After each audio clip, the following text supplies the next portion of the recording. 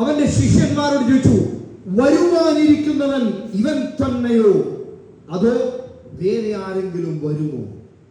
ജയിലിലുള്ള ഒരു മനുഷ്യനെ അത് ചോദിക്കാൻ പറ്റുമോ? കാരണം അവൻ വരുമ്പോൾ എന്നെ വിടുവിക്കും എന്നുള്ള ആശയിലായിരുന്നു യോഹന്നാൻ.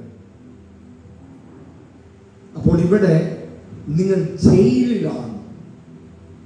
ഈ ധ്യാന സെന്റർ എന്ന ജയിലിലല്ല, നിങ്ങളെ ജീവിതമാകുന്ന ദാരിദ്ര്യമാകുന്ന ജയിലറ പൊട്ടിക്കണമെങ്കിൽ പരിശുദ്ധാത്മാവ് വേണം.